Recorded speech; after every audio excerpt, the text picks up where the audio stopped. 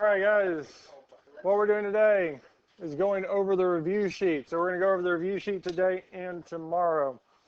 We're going to do 2 days to go through this review sheet just to make sure we cover everything that's going to be on the test. Yes, sir.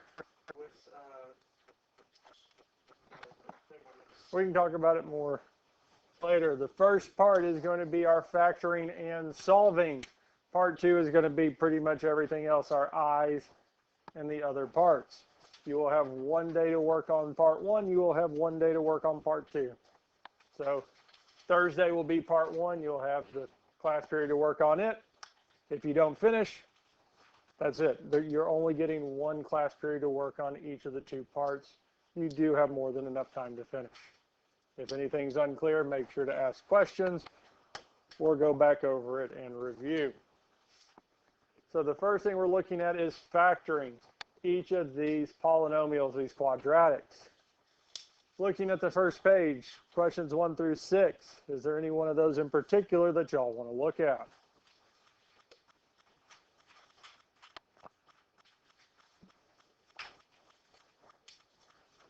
Number 2. So when we factor, the first main step in factoring is to see if it has a greatest common factor. So we're looking for a greatest common factor between these 3 terms. And the first term. Have your attention, please. Any senior who is participating in senior night on this Friday, be sure to check your school email and fill out the senior night information.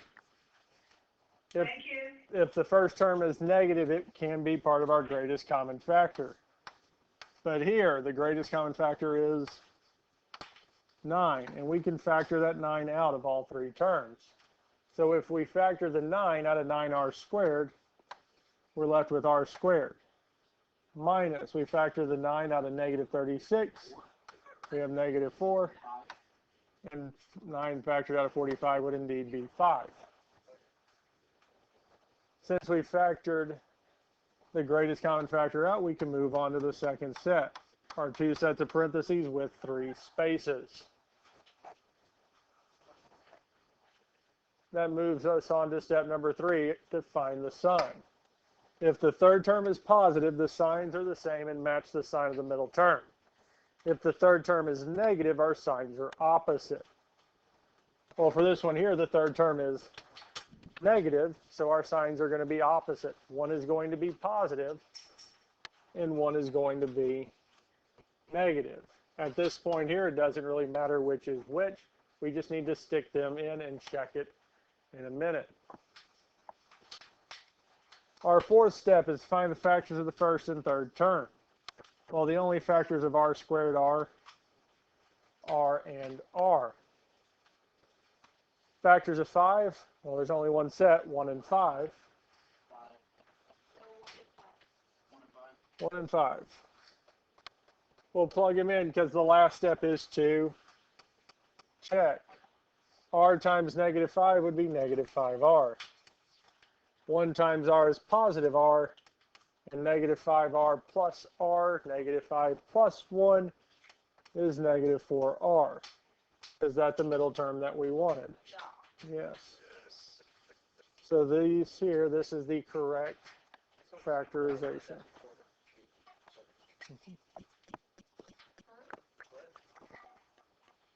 Any other questions on problem number 2? Any other questions on 1 through 6? Any of the other ones of those that we want to look at?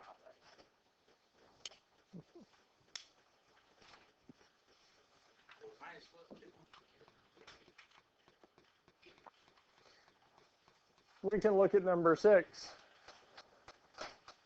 If we look at problem number 6, is there a greatest common factor between these 3 terms? Negative 1, because there is no number, but we do want that first term positive. So to get that, we're going to factor the negative 1 out. So if we factor the negative out of 3t squared, we get positive 3t squared. The positive 11t becomes negative 11t. The negative 6 becomes positive 6.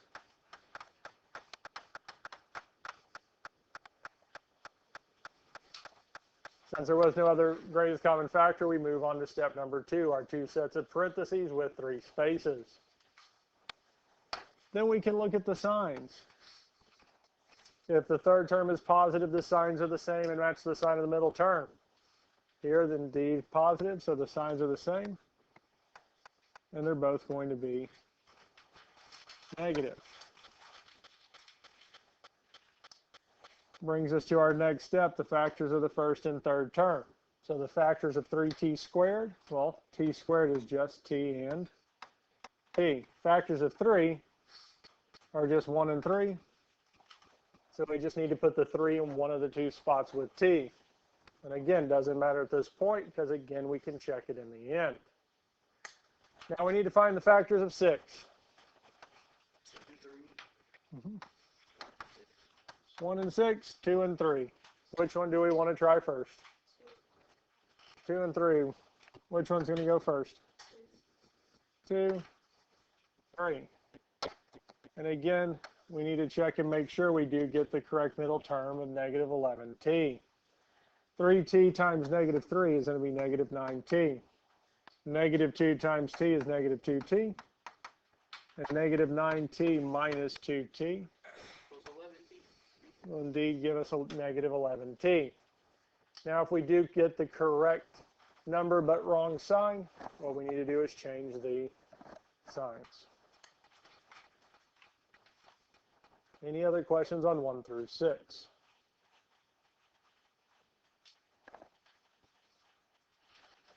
Okay. Let's look at 7 through 12.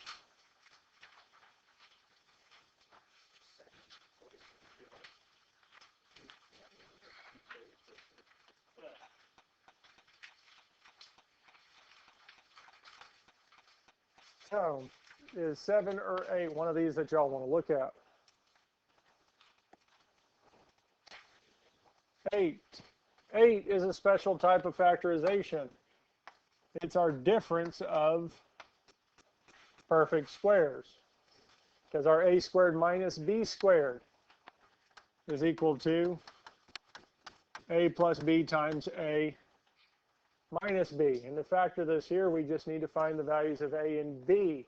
We need to figure out what times itself is 4n squared. Well, what times itself is 4? What times itself is n squared? Well, n. And we also need to figure out what times itself is 49. 7. So we'd say 2n squared minus 7 squared. So our a and b in this case are what? A is 2n and b is 7. So this would factor to what? 2n plus 7 times 2n minus 7. And that's it. Questions on number 8?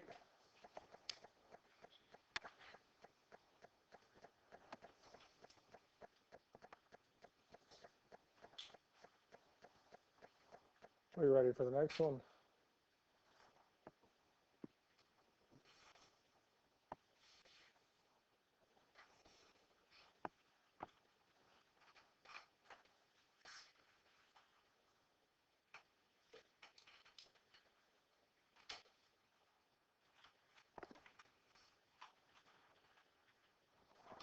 Okay. Let's look at number 9. 196x squared minus 144x squared. Well, we need to see what times itself is 196x squared. Well, we know the x squared is going to be x. Well, to figure out for 196, well, I can take the square root, because 14.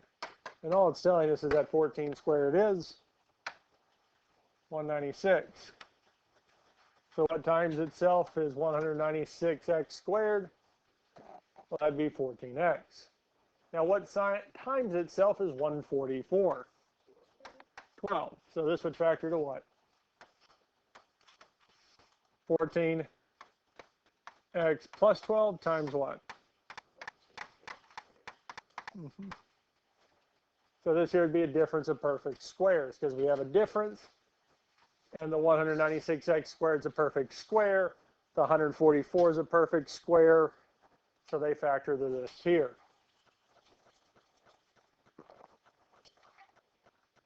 Now this is factored, it's just not completely factored.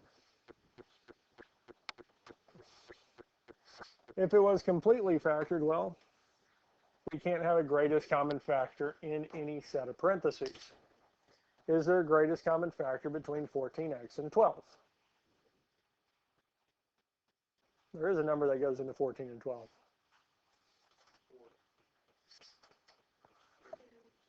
Because they're both even, yes?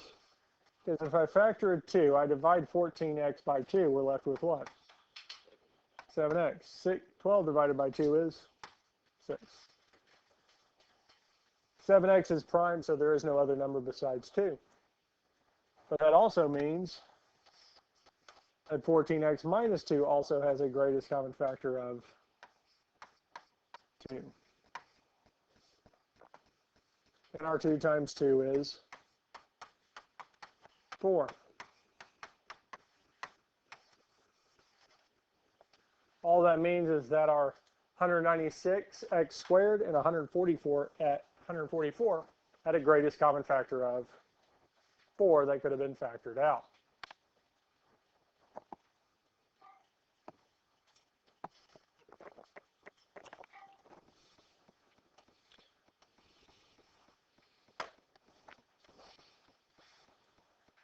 Questions on number 9? Yes, sir. So the 2 and 2 come from the greatest common factor. So we pulled one of the 2's out of the first one. So this factor of 2 comes out of 14x plus 12. We move it in front. But we also had another factor of 2 from the other. And since they're being multiplied together, we get this here. Now, one of the things we could have done is taken that greatest common factor of 4 out to begin with. 196 divided by 4 is going to be 49x squared. 144 divided by 4 is going to be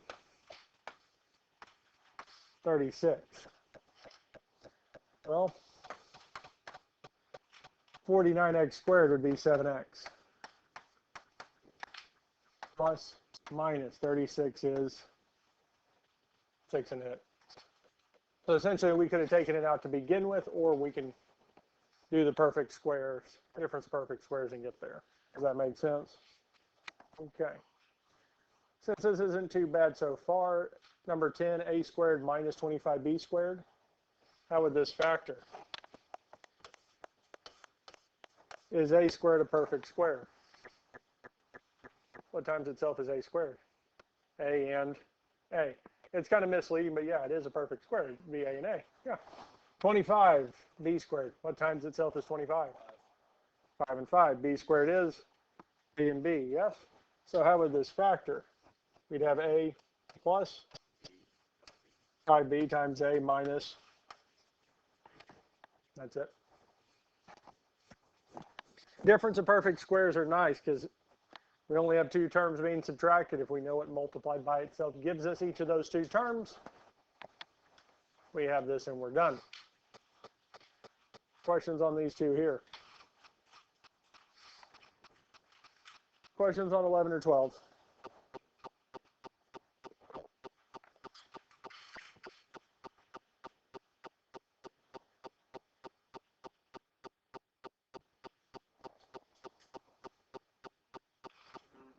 Number 12. This is technically a perfect square trinomial, but we can factor just like we've been doing. Looking at these 3 terms, is there a greatest common factor? No, there's not a number or term that goes into x squared, 24x, and 144. And our a, our value in front of x squared, is positive. So we don't have to factor out a negative.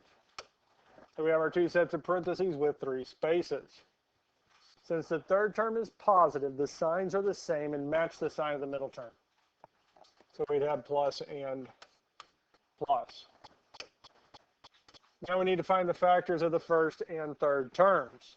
Now our factors of x squared are x and x. Now we need to look at the factors of 144. There are a few because we have 1 and 144. We have 2 and 72. 3 does work because 4 would be 12, 24 would be 6. No, it wouldn't be 6, it would be 8. 4 does work because 3 giving us 24. Now this would be 6. 5 does not work. 6 does. 12, 24. 7 does not. 8 does not. 9 does. 51, 56 is 6. 9 and 16, 10 doesn't work. 11 doesn't work, but 12 does, which would be 12 times 12. Which one of these do we want to try first? 12. 12 and 12. Now we can check this here. X times 12 is 12x. 12 times x is 12x, giving us, is that the correct middle term? Now if we notice this here, x plus 12 and x plus 12 are our two factors. They are the exact same, which means I could rewrite this as x plus 12 squared. I need one of them. I don't need both. If you notice that it is here x plus 12 squared, awesome. That is the correct answer. If you leave it as x plus 12 times x plus 12, that is still the correct answer.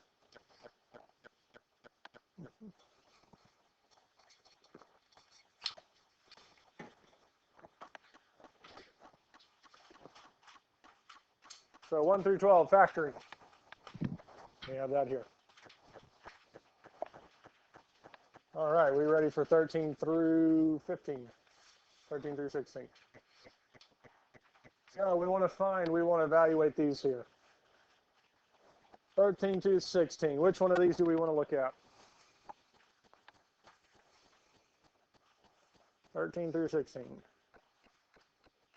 13.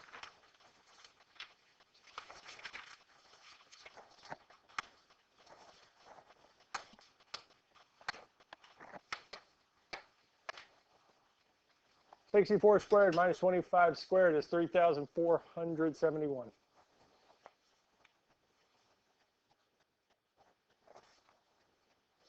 $441 squared minus 361 squared is 64,160. Yes.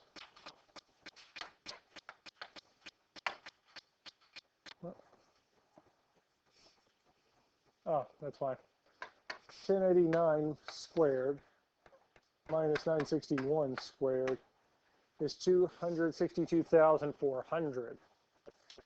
And lastly, 144 squared minus 64 squared is 16,640. That's it.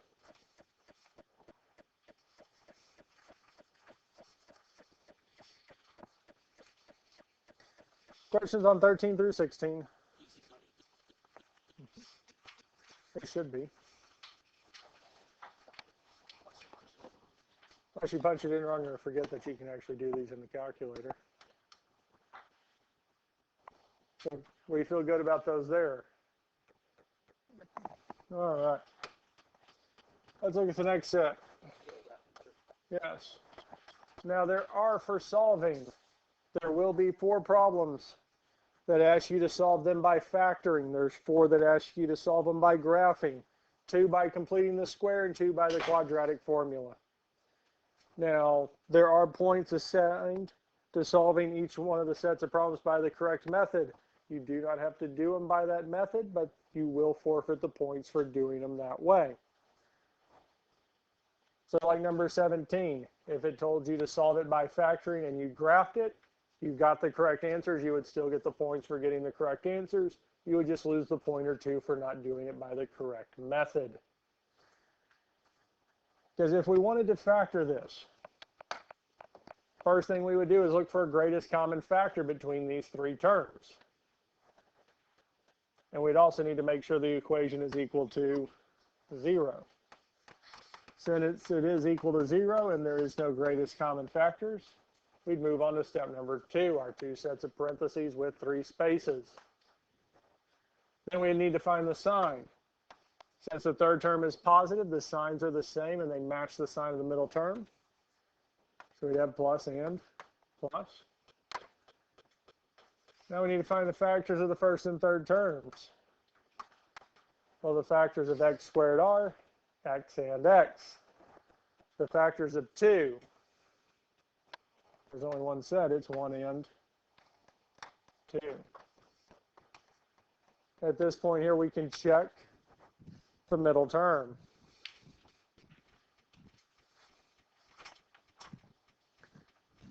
So the first thing we can do is multiply our outer terms, our x and 2, which would give us 2x. We'll do the inner terms. 1 times x is positive 1x, which does indeed give us the middle term of 3x. Questions on this so far?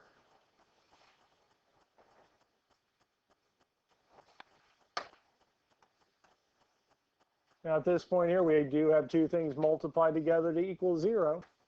If we have two or more things multiplied together to equal 0, one of them has to be 0. Either x plus 1 is 0 or x plus 2 is 0. Now for our x plus 1, first thing we can do is subtract 1 from both sides, telling us x is equal to -1. Our x plus 2, we can subtract 2 from both sides, telling us x is equal to -2. So for factoring, we'll need to see it, have it factored. You will need to have it written in factored form and solve from there.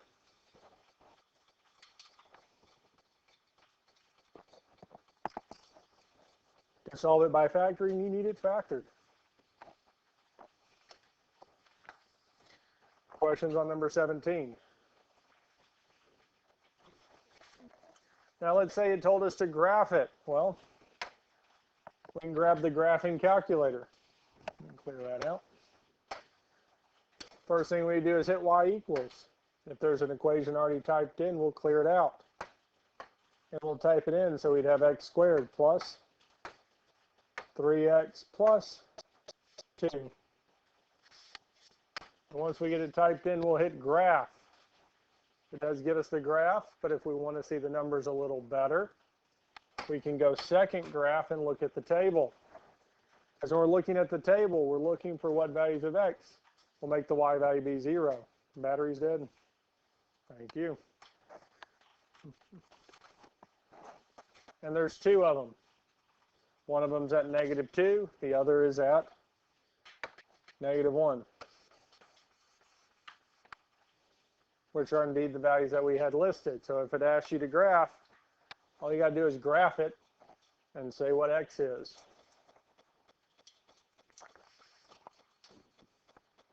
So let's look at number 18, 0 equals x squared minus 9. If we wanted to graph this, again, the first thing we would do is hit y equals to pull this up. And then we type in the function x squared minus 9.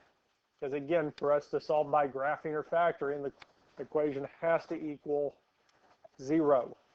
We have to get it equal to 0. And we can hit graph, we get this here. And if we go second graph, again, we're looking for what values of x will make the y value be 0. We're not looking for what values of x will make, or what values of y will make x be 0. We're looking for what values of x will make the y value be 0. And those are -3 and 3. So if it asked us to solve 18 by graphing, we graphed it. We found out what values of x will make the y value be 0. And we're done. questions on this here. So X is the button next to alpha. So Y equals. So the first thing we would do is X, that button next to alpha. R squared is down here near log and 7 minus 9. Type the whole thing in, hit graph, which will give us the graph. Now to get that set of numbers, we can go second graph, which will pull up the table. And we're looking for what values of X will make the Y value be 0. Here there's 2, -3 and 3. That's it. Now if we wanted to factor this, it is already equal to 0, so 0 is equal to. Now there is no greatest common factor between our x squared and 9. But there is something special about our x squared minus 9. It's a difference of perfect squares. We didn't see, so that tells us x squared would be x and x, plus and minus. What times itself is 9? 3. So we have 3 and 3, giving us this here. Questions on number 18 so far?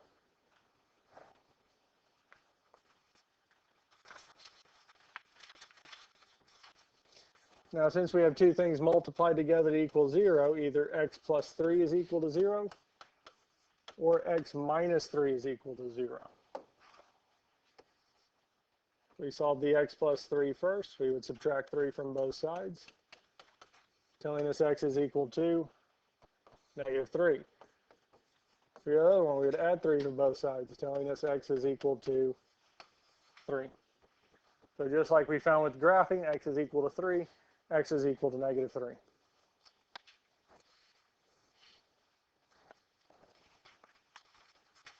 Questions on 17 or 18, how we went about factoring and graphing to solve these here.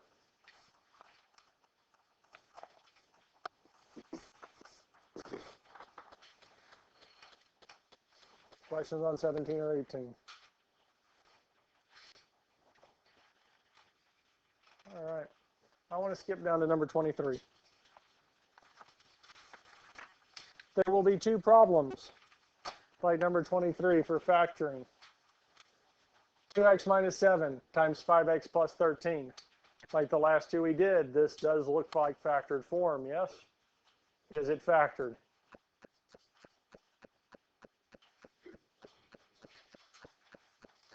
Because on the last one, we factored and got what? X plus 3 times x minus 3. That's factored, yes? Is this factored? Yeah, it's already factored.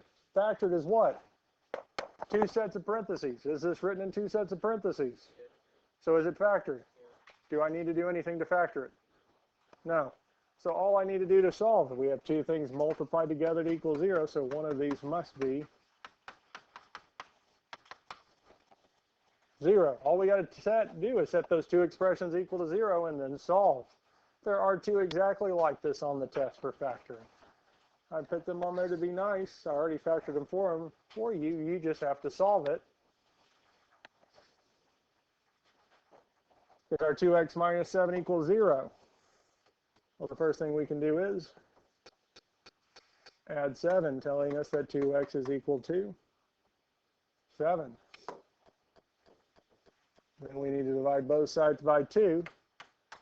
Minus x is 7/2. Our other one. First thing we can do is subtract 13 from both sides, telling us 5x is equal to -13. Divide both sides by 5, telling us x is equal to -13 over 5.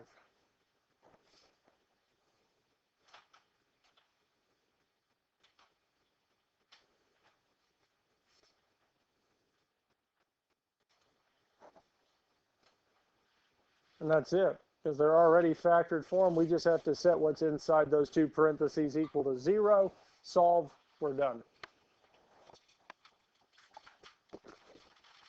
Questions on this here? Yes, sir.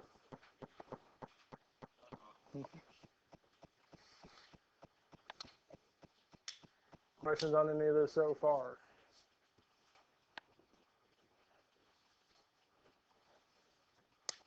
We could, but unfortunately the 7/2 and -13/5, we'd have to do a little more work to get to it, because since they're not integers, the table doesn't directly give it to us.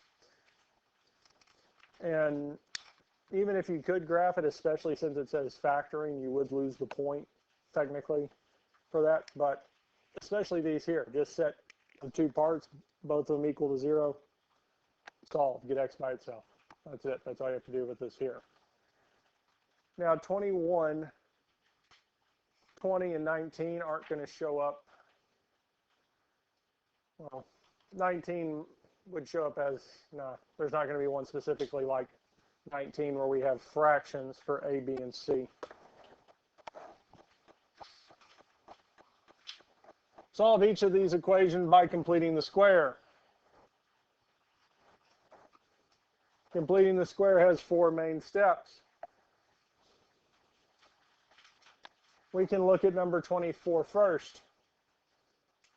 So when we complete the square, the first step is A equal to 1. If not, make it so.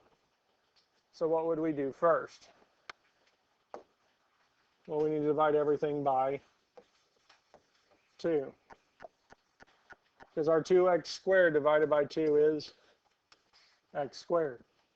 Our negative 12x divided by 2 is negative 6x. Negative 24 divided by 2 is negative 12. And 0 divided by 2 is 0. Both of the questions with completing the square on the test, the value of A will be 1. The bonus is the only one that asks you to complete the square where A is different than 1. So the two main ones on the test where it asks you to complete the square to solve the quadratic, the value of A is 1. We don't have to worry about that. So really where you're starting is this here. At this point here, A is 1. So that means we can move on to step number 2 to get the constant term by itself and leave 2 spaces. So the next thing we can do is add 12 to both sides. Telling us that we have x squared minus 6x plus blank is equal to 12 plus blank.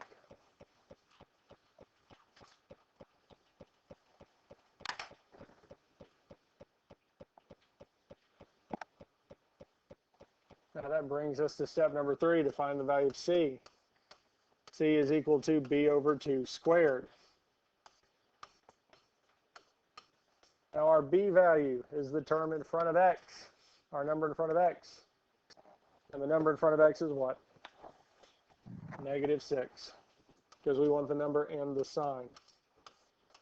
Next thing we can do is divide. Negative 6 divided by 2 is negative 3.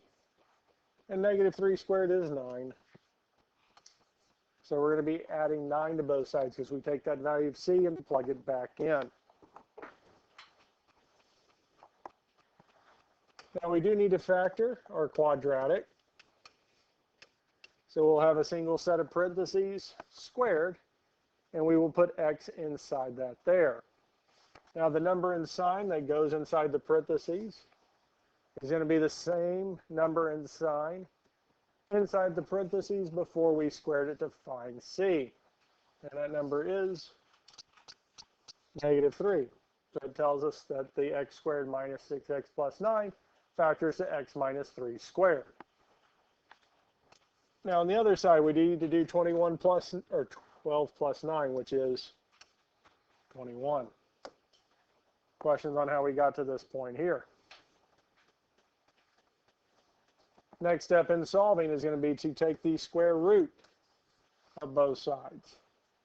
On the left-hand side, our square root and square would cancel, leaving us with x minus 3 is equal to plus or minus, because we got to put the plus or minus whenever we take the square root of both sides. And let's make sure that the square root of 21 doesn't reduce. Square root of 21 is square root of 21. So we leave it. If it can reduce, you need to reduce it.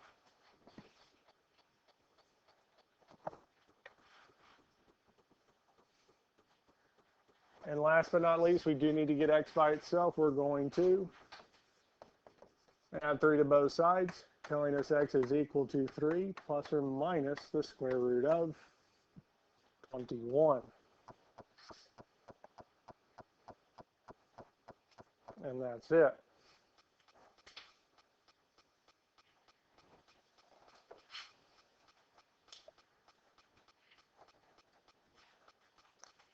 So both of the completing the square problems on the test are really going to be from this point on. Only the bonus is going to require you to make the value of a be 1. Any questions on this here? All right.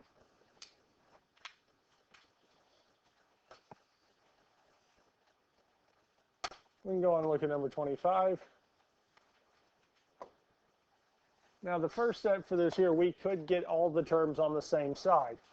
But the main thing is, are the x squareds only listed once? Are all the x squared terms together? Well, yeah, there's only one of them. Are all the x terms together? Well, yes. And all the constant terms are together. Now, we could move the 50 over. We can add it to both sides, and that's fine. But the main reason I wouldn't is step number 2, get the constant term by itself and the variables on the other side. Well, the variables are on one side, the constant term is by itself, yes? So there's not a whole lot of reason to add the 50 to immediately move it back over. But since the first term, since our value of a is not 1, our first step here is going to be to divide everything by 5. Well, our 5x squared divided by 5 is going to be x squared.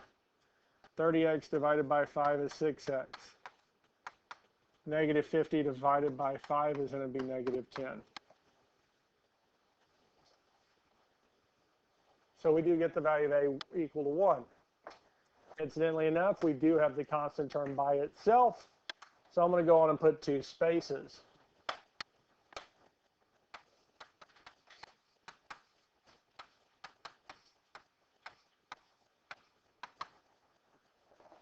Now that brings us to step number 3, to find the value of c, which is equal to b over 2 squared.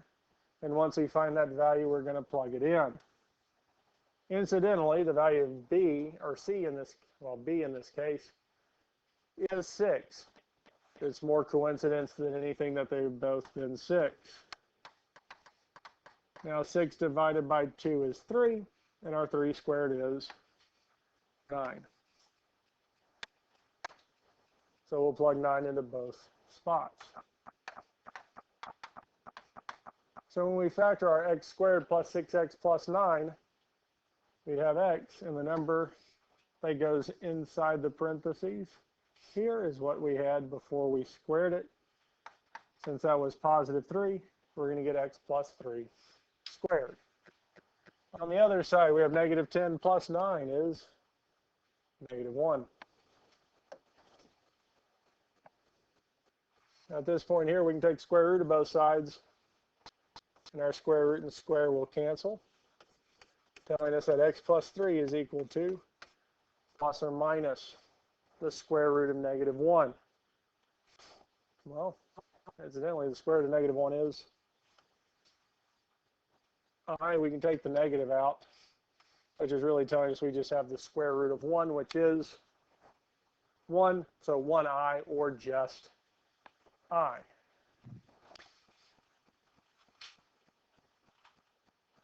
Last but not least, we need to get x by itself, so we would subtract 3 from both sides,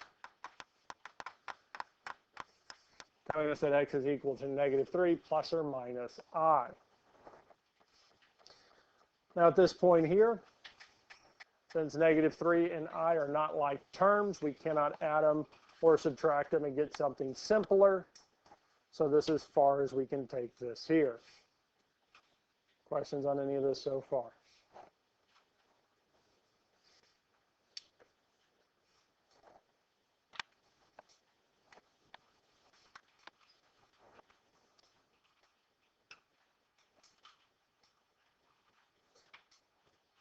All right. We're going to start this here. We'll pick 27 up tomorrow.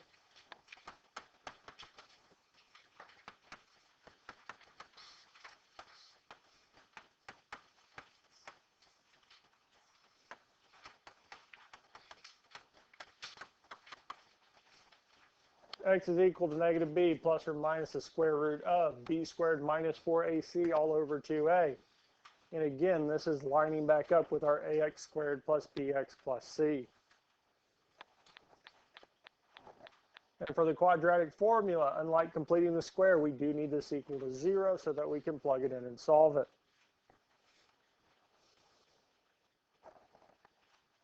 Before we start this, do you all have the factoring and completing the square steps written down somewhere on that review sheet? All right. Does that